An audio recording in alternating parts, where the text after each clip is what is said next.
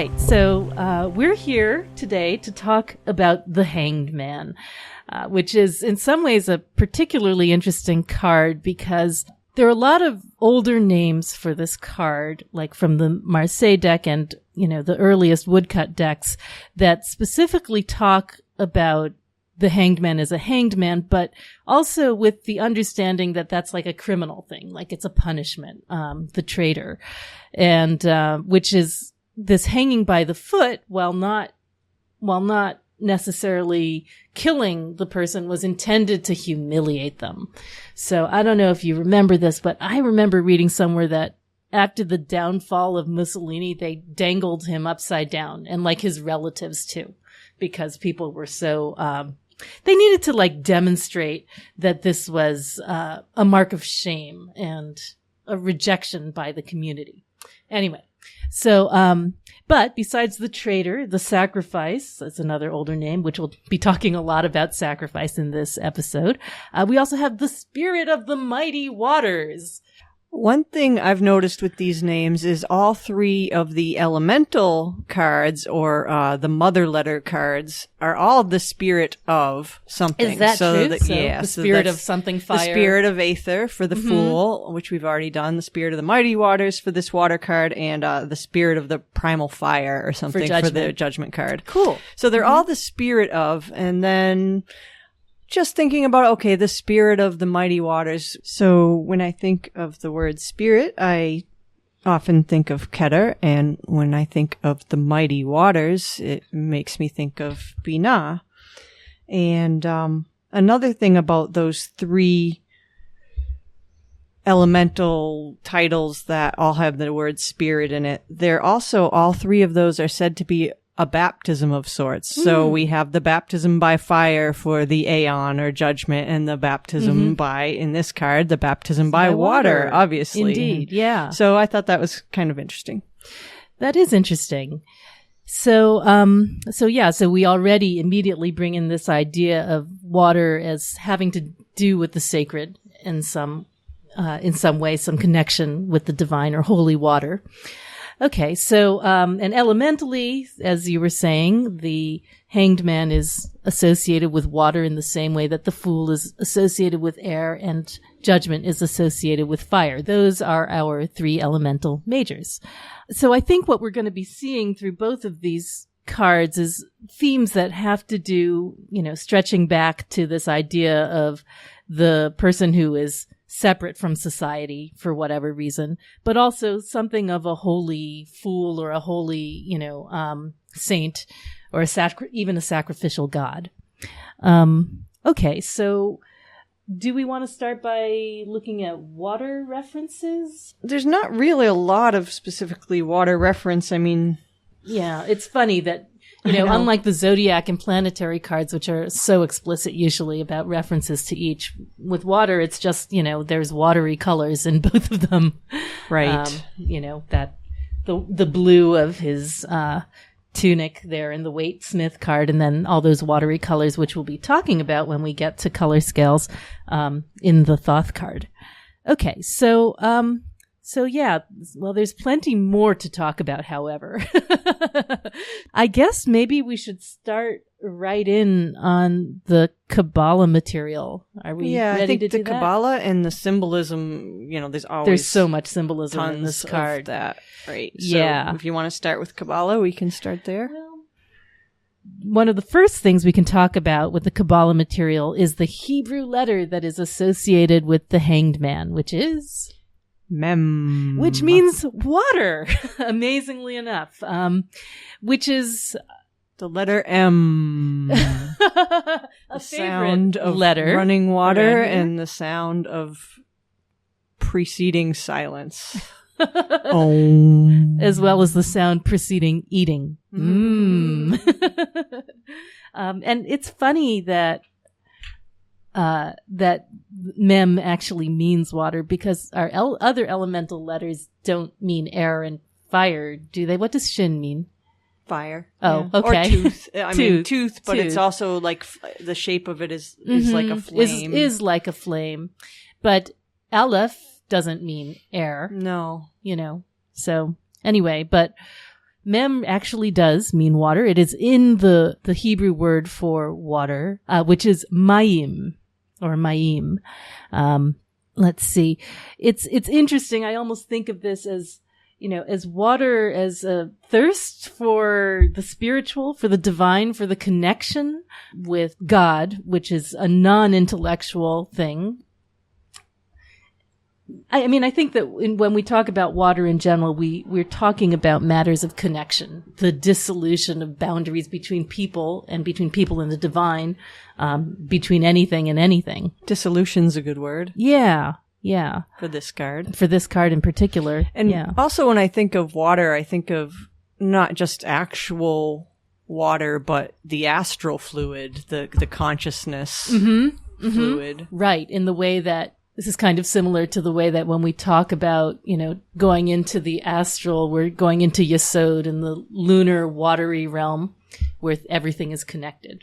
That's sort of a general concept we use in a number of different magical methodologies. I don't know. I never really thought about it before, but in the physical, concrete world we live in, everything is kind of apparently separate, and you have to go up a level to go where everything's connected to the circuit board behind reality.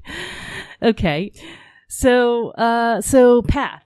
The path we're talking about is on the pillar of form, and we're going, and that whole pillar is watery in a sense because above, so this path is from Geborah to Hod, and above it we have the path of the chariot. From Binah to Geborah. Bringing down the waters from Binah, and then here's more water coming down from, cardinal water of the chariot. Yeah, and it's interesting to have water on the pillar of form like that. I mean, in the idea that water requires a vessel to have a form. So, I don't know, it's something that I always think about when I think about those two cards, the chariot and the hanged man, and what that might mean. One thing that's kind of interesting is in 777, there's a section where there's a short little thing on each of the letters. And under this one, Crowley says something like, the secret of this card is in the waters above and the waters below. Yeah. And I thought that was kind of cool. And I was trying to think about it. So I was thinking, well, the waters above are obviously Binah and the chariot coming down. And for the waters below, I was kind of thinking, well, it could be the other two water sign cards, that are actually below where this path is. So there's the death card for Scorpio and the moon card for Pisces. And they are, so I don't know if that's what he was getting at, true. But there you have. You never can know right. what exactly he was thinking. And another thing about this path, so when you think of hanging, so you mentioned that the hanged man is usually hanging by his foot rather than his head, and he's suspended upside down. So if you think of that, you have nothing underneath you. And if you think of that in terms of the path, so... because Hod is the lowest Sephira on the pillar of form. Yeah, and it's like having no support underneath, and the underneath being Hod.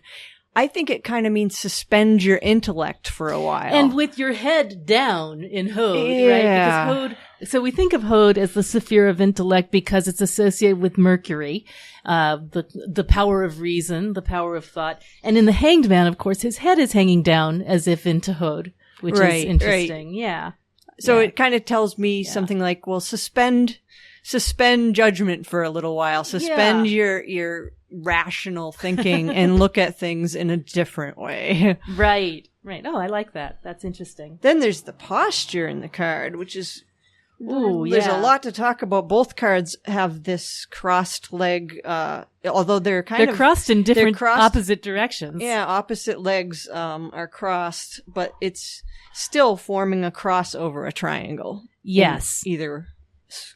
Both cases. In both cases, which we can think of as 4/3 as the physical and the divine. Right. And there's a lot when you think about what does 4/3 mean? There's so many things you can think of, light over matter, the triangle of form for the first form of Binah with the cross of, extension above it. So, or the triangle being the supernals, or the Father, Son, Holy Spirit, etc., whichever you like. We will also see this idea of 4 and 3 when we get to temperance, all the way in number 14, where there's a 4 and a square with a triangle on the Rider-Waite-Smith temperance's breast. So, and there's also the association in this card with the Tau cross. So that they're hanging on, that the hanged man is hanging on, the shape of it at least in the Waite-Smith card. And I think it's Crowley who says of this card, it's the descent of light into darkness in order to redeem it. And then again, that's like the cross, which is the light, over the triangle, which is the darkness, if you want to call it Binah, the darkness of Binah. The darkness of Binah. Yeah. Interesting. So this Tau cross shape is interesting. So the tree itself, a lot of people have a really visceral reaction to this card. They think that it has, to do with drowning, or it has to do with hanging or death in some form.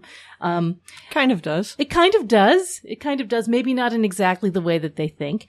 And I think one really good illustration from this in literary culture comes from T.S. Eliot's poem, The Wasteland, where there's a famous scene where Madame Sosostris gives a tarot reading for exactly one stanza. So I guess I'll just read the whole thing. Madame Sosostris, famous clairvoyante, had a bad cold. Nevertheless, is known to be the wisest woman in Europe, with a wicked pack of cards. Here, said she, is your card, the drowned Phoenician sailor. Those are pearls that were his eyes. Look. Here is Belladonna, the lady of the rocks, the lady of situations. Here is the man with 3 staves, and here the wheel, and here is the one-eyed merchant, and this card, which is blank, is something he carries on his back, which I am forbidden to see. I do not find the hanged man. Fear death by water. I see crowds of people walking round in a ring. Thank you. So it's very cryptic. It specifically says it's not talking about the hanged man, and yet having those two in such close proximity, that description of the drowned Phoenician sailor, the pearls, if you ever meet someone who studies T.S. Eliot and you mention the hanged man, they immediately go, oh, you mean the drowned Phoenician sailor? Even though they're not the same, they're right there in the same stanza, and it's what people think of. So there's this notion of immersion in death that goes with it. Oh yeah, the Tau cross, right. So people say that the Tau cross was actually it's a cross that's shaped like a T rather than a capital T, rather than like a small T where the upper part goes through the crossbar. So the crossbar just kind of rests on top like it does in the Rider-Waite-Smith card. And that is supposedly actually what the cross of the crucifixion looked like, not like the, cross, lower T cross that you see everywhere in Christian tradition, but this cross with a crossbar straight across the top like that. And so, there's this connection with the letter Tau or Tav, which actually means in Hebrew cross, which will be, or mark, or something like that, which we'll be talking about when we get to the world card, right? And there's also some people have noticed that the letter Mem, which is associated with the hanged man, looks a little bit like the letter Tav. And aren't they both at the center or of the the cube of space? Oh, are they? If you unfold the cube of space. Okay. I believe so. Yeah. So we're going to need a diagram there of the cube of space. Yes. Just when you thought Fortune's Wheelhouse couldn't get any nerdier, there's a way of arranging the 22 letters of the Hebrew alphabet along the faces, lines, and vertices of a cube so that you can, have one for each of those elements. And yeah, so all right. So that's worth looking at. Yeah, I think it just illustrates another connection between Mem and Tau through the cube somehow. Yeah, this story of Mem and Tau, and that, of course, that letter Tau or Tav is associated with the world. This is a story that has to do with the redemption of the world. And the idea that Crowley says something in Book of Thoth about, when everything goes wrong, this is the solution. You need to have someone of perfect innocence and high intellect who is sacrificed, in order to set the world to rights again, should that be necessary. So this idea that the world, can be set in the balance, by Mem, the hanged man or the sacrificial Messiah-like figure, and set to rights. I forgot to mention before the connection between Mem and Tav in terms of 12 and 21 being reverse of each other. Yep. Okay, so, and we should talk about we have the Ankin, the hanged man, which is like that. And there's also something else, so the posture of the crossed legs that we see in both cards, Crowley refers to as the sleep of Shiloam, which I think is a reference to a type of, I guess you'd call it lucid dreaming. Interesting. Or lucid sleep. Which is, really makes a lot of sense when you think about, some of the other associations that go with this figure on the card, like the Odin myth. So the story of Odin, right, is that he goes, to the tree Yggdrasil, and what's the name of the monster underneath it? Oh, the monster. The serpent or something in the waters beneath it. I can't remember the name of the monster, but the well is the well of memory, or Mimir. Right. I think it's called Mimir's Well, and I think that's is that the name of the monster? Serpent. Yeah, I think so. Okay. And more M's. And he goes there and in exchange for wisdom gives up his eye and hangs on the tree for 9 days and 9 nights. Yeah. So, that there's this idea that it's the price you pay, for something precious. And the idea that you go into kind of a waking dream, where you alter your consciousness and, get something in return for doing that. Just like this lucid sort of dream scenario you're talking about. And what I always think about with this card is, the scene in Star Wars. Which one is it? It's on the ice planet Hoth, and I can never remember if it's in the first one or the second. Okay, so there's like, Luke Skywalker gets attacked by an ice animal, I guess. It drags him to its lair. It strings him up to eat later, like it's its pantry. And he's hanging there. He wakes up bound and hanging by his foot, right? Just like the hanged man. And it's at that point cause he has this lightsaber, but he hasn't really learned to use it. He doesn't have faith in himself as a Jedi. And it's lying there in the snow right beneath him. And he's struggling physically to try and get out of this situation. But then he uses his mind. The Empire Strikes Back. Thank you very much, Pete. So Mel's husband just gave us a hand here. So he's the cue card, Empire Strikes Back. So, he uses his mind to extract the lightsaber from the ice and set himself free. So, there's that mystical moment where you achieve enlightenment, or you achieve an understanding of your connection with the world, backstage, behind the scenes, that allows you to do things that are not apparently possible in our world. I think that George Lucas was working, with an army of mythologists. He must have been, yeah. I'm pretty sure he was. I mean, I believe he may have even been working with Joseph Campbell when he was, constructing that scene. And he, decided that this scene where he was hanging by his foot was a really pivotal moment in that narrative. That's cool, because that sleep of Shiloam is said to be a gift of the holy guardian angel. Ooh. Wherein, once you achieve that, you get this state where you see the universe as clear as crystal when you're in this state, or something like that. Sounds pleasant. Sense. Well, yeah, exactly. I mean, there are different ways of achieving gnosis, right? And there's inhibitory and excitatory. So you can either have sex and drum, and that's the excitatory, I guess, or inhibitory, where you meditate. But there's also, forms where you put yourself in stress positions or make yourself extremely uncomfortable or don't eat or don't sleep or whatever. None of them are, pleasant exactly, but I guess they get you from point A to point B. I know which one I'll pick. So here we have someone who is in the process of achieving gnosis, it appears. And there are other sacrificial gods who are implied in this picture, like Osiris, who is sometimes considered the drowned god, right? Yes. I don't really know that myth very well. Do you? I don't. Yeah, well, he was buried under the waters, basically dismembered first, right? and I think he was placed in a coffin and floated down the waters of Amenti or something like that. Right. So there's another reference to that. And it's specifically not just the sacrificed god, but a drowned one here.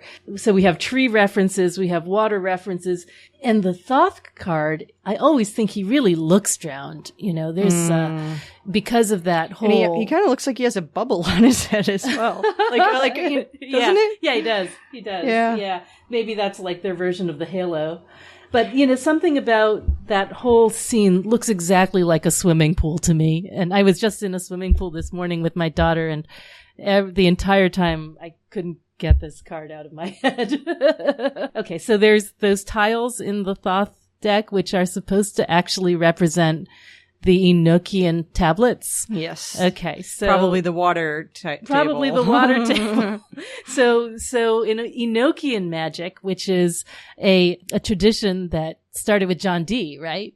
So I don't think they even called it Enochian. They called it angelic magic or something like that. There's this idea that it's a very complex ceremonial form of magic with divine names and letters and numbers and ciphers and whatnot. But one of the things that's central to it is this idea of the 4 elemental tablets, which are also called the 4 watchtowers, which are basically a whole bunch of little squares, each of them covered with letters that you rearrange in different ways to get angelic names. And supposedly it's quite dangerous. But anyway, so this is supposed to be a representation of elemental tablet in the back of the Thoth card there, even though it looks exactly like your backsplash or your swimming pool or what have you. The shower.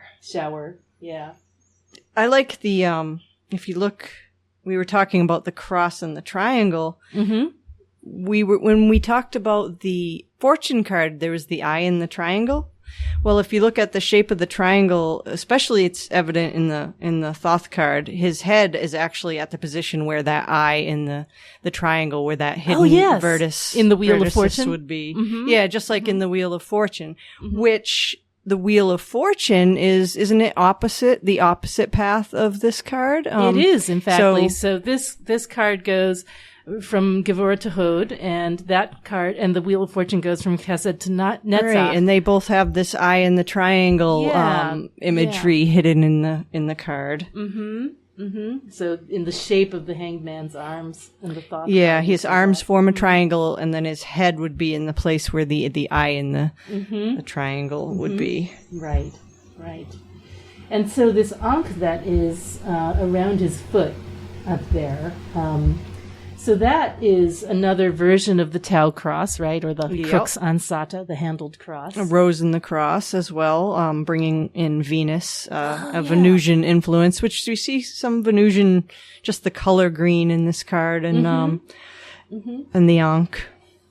Yeah, and what's interesting... So the Empress, right? Venus. The Empress, yeah. So if you think about the waters of the womb, so, this card is like a womb state. Yeah. Yeah, it is. And the Tau cross or the ankh is the umbilical cord or something like that. The tree references are a little complicated in here. I mean, I don't mean just the tree that the Waitsmith hanged man is on, but I mean the tree of life. Because you would expect to see some Gevurah and Hod specific references, but more we have references that seem to have to do with Keter and Malkut a little bit in the Thoth card. Like there's that sort of watery sun at the top of the Thoth card. Yeah, that's said to be Keter. Which is said to be Keter. And then there's that black and yellow coiling serpent at the bottom, which is very Malkutian. Mm-hmm. And I think that refers back to what we were saying before about the redemption of the world. The spirit, Tav. and the descent of spirit into matter. The descent of spirit into matter. Right. So even though it may not be located in the center of the tree, it seems to represent that function in a way. You know, the idea that that you have to send spirit down into matter to redeem it. Then there's the 18 rays coming out of the bubble on his head. Oh, you counted rays. Yeah. 18 rays. So is that the moon or what? Yeah, well, it makes me think of the moon. So perhaps a Yesod reference or even a moon card reference, because this card has some, with water and the moon and Pisces. I don't know. Yeah. Interesting. I can see that. There's more about the serpent that I read from Crowley. So in the book of Thoth, he says, "In this inferior darkness of death, the serpent of new life begins to stir." It makes me think of, Binah and Babylon and the cup and pouring out everything, all your waters, all your blood into the cup. This dissolution. Yeah, there's a real feeling of surrender. And there's nothing left after that. Right. Right. I think in his book Magic, he says something about the joy of this card being a dupe to put up with the evils of existence or something like that. I'll buy that. Okay. All right. And I also, when I see this card, I always think of, so we mentioned the moon and Pisces, and it makes me think of Neptune and the 12th house, and, they call the 12th house the house of self-undoing. Right. So right. Whenever I see this card, I kind of have that in the back of my mind. Yeah. That sort of dissolution of that carefully put together self. Right. There's that too. And then there's also when you were talking about Odin and the eye and, the sacrifice of his eye, it made me think of the, Jesus washing the eyes of the blind. It's in the waters. So another kind of eye water reference. When you were talking about green for Venus, we also see those green discs behind the hands. And behind his foot on the Thoth card. Right, with little nails, which could be bringing in the Hierophant, the Vav. Yeah. The wisdom part of it where, you make the sacrifice in order to gain wisdom. The 40 rays of the Hanged Man's halo, those are, 40 is the number of Mem. 40 days and 40 nights. 40 days and 40 nights, the inundation. Flood, yes. Right. Another Mem reference perhaps is the fact that Book T says that in this card, his mouth is resolutely closed. Yes. And if you make that sound, your mouth is resolutely closed. Yes, it is. Yes. Right. And another thing about, we mentioned, the connection between this card and the wheel being opposite each other. Another thing that strikes me is, so the wheel is all about motion and revolution, where this card is all about stillness and dissolution. Oh, nice. Nice. I can see that. Yeah, and when you were saying about the waters of Binah and, giving it all, the magical weapon associated with it, this is the cup and sacramental wine, I believe. Yeah, another thing about this card and the idea of sacrifice, one of the several reasons that Crowley calls it the cenotaph, false tomb or empty tomb, is the idea that in this new aeon, sacrifice is a wrong idea.